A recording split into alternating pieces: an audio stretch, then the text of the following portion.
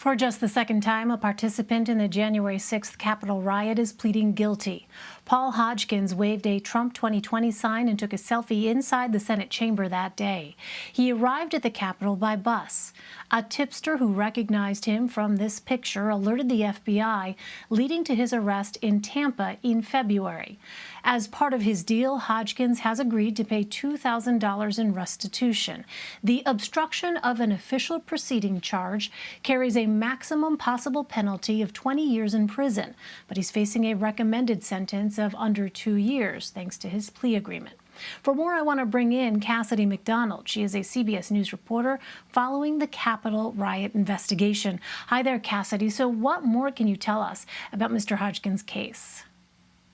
Well, that's right. Paul Hodgkins is a 38-year-old Florida man who was seen waving a Trump 2020 flag on the floor of the Senate chamber on January 6th, and he was initially facing a 5-count indictment. But prosecutors today said that they would drop 4 of those charges, and he pleaded guilty to just 1 crime, which was obstruction of an official proceeding.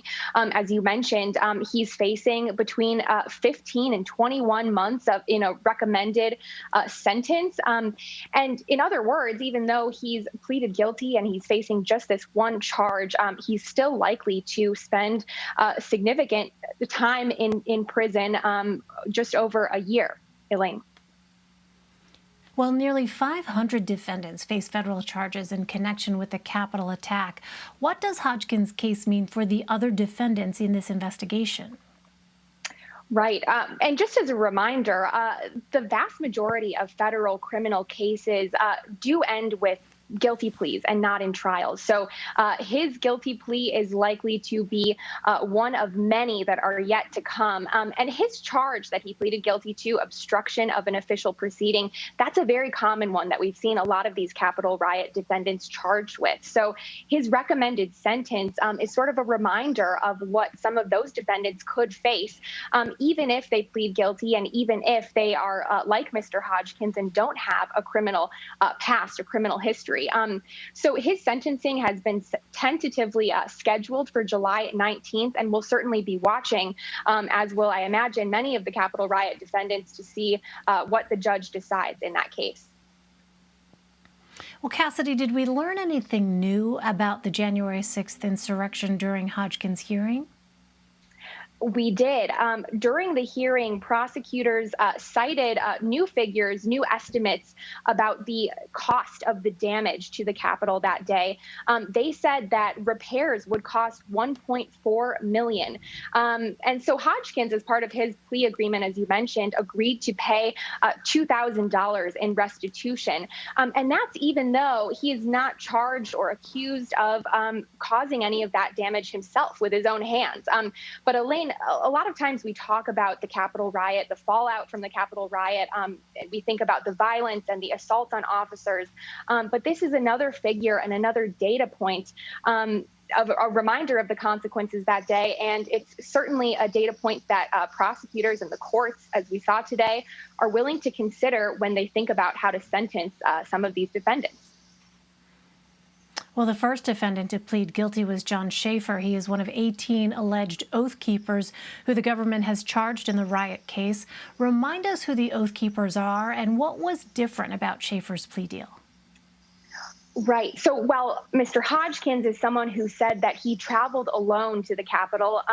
Mr. Schaefer, in pleading guilty, admitted that he is a member of this group, the Oath Keepers. And when he entered his guilty plea, prosecutors made a point. They noted that he was promising to cooperate with them and share information, testify if necessary. And so his cooperation is significant because 16 Oath Keepers are now charged together in a single indictment.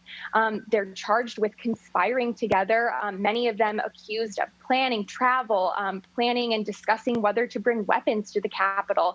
And so if he is able to share information about fellow Oath Keepers or other defendants, his plea deal and his agreement could likely have ramifications as these cases progress.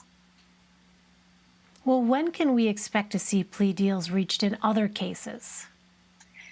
Yeah, so plea negotiations and discussions are already underway in a number of cases. In some cases, we've reported that the sheer volume of the evidence in that case has been slowing things down. So, in many criminal cases, defendants will wait to see the entire set of evidence before they make a decision about whether to plead guilty. In this case, the entire set of evidence includes 15,000 hours of body camera and surveillance footage, hundreds of thousands of tips to the FBI from family and friends and armchair experts and citizens.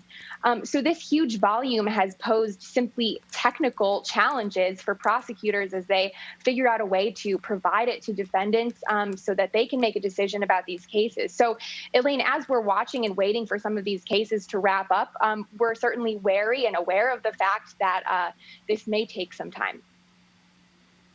All right, so much evidence to go through. Cassidy McDonald for us. Cassidy, thank you. Thank you.